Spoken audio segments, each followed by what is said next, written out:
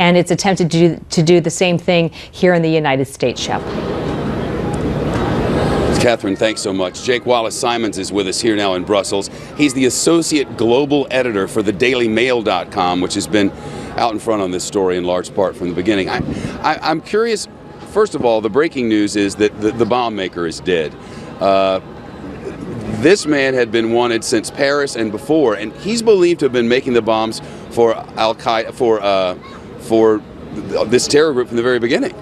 That's right. Well, first of all, Chet, thank you for having me on the show. I mean, the fact that this man is dead is a huge win for the police and for the authorities here, and it's a win that they badly needed, because so far the perception has been that they've been complacent, that they've received intelligence they haven't acted upon.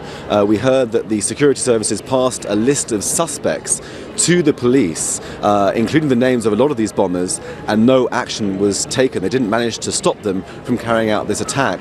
We also know, as you mentioned earlier, that one of the main bombers was actually deported back from Turkey because he had sort of motivations to engage in attacks back here to Belgium, and then carried out the attacks, and the police knew about him.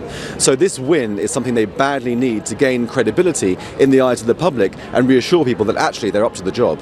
I think confusing to people at home, it would be to me if I weren't in the middle of all this, is this talk of police and security services. They're two different things, and frankly here they have worked together miserably.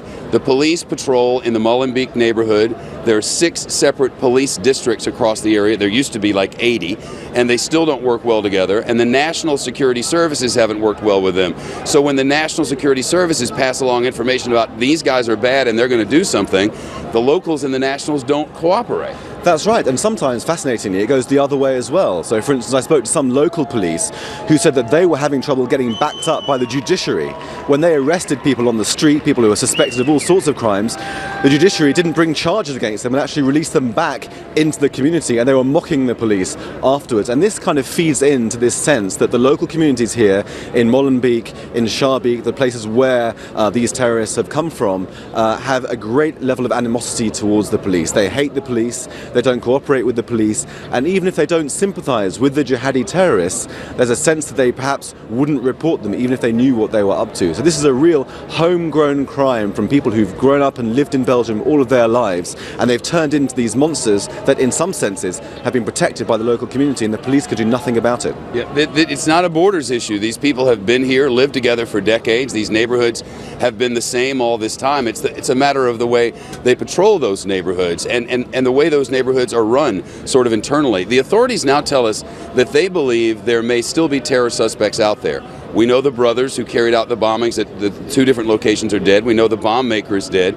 We know there's a man who may or may not have direct connection is out there somewhere. But aside from that, we have nothing particular. What are they talking about when they say they believe there may be more?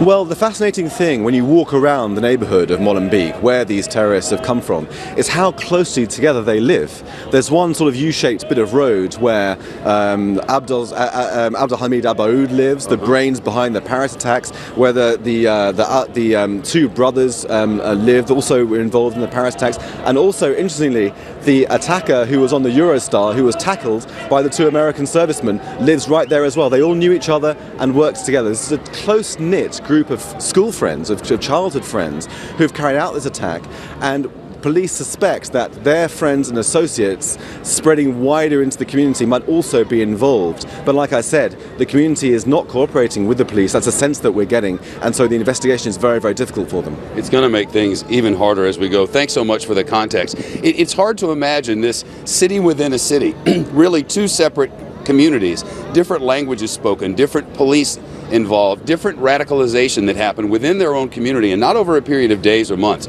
but over a period of years and decades. And now that the explosions have happened, now that the radicalization has taken place, now they try to unravel it all. Now it's too late, and that's why they're worried about the days, weeks, and months ahead, about whether there are more and where they are. Ahead here, as the cities around the world ramp up security, Fox News will take you on patrol with the New York City Police counterterrorism forces to see exactly how they're keeping people safe.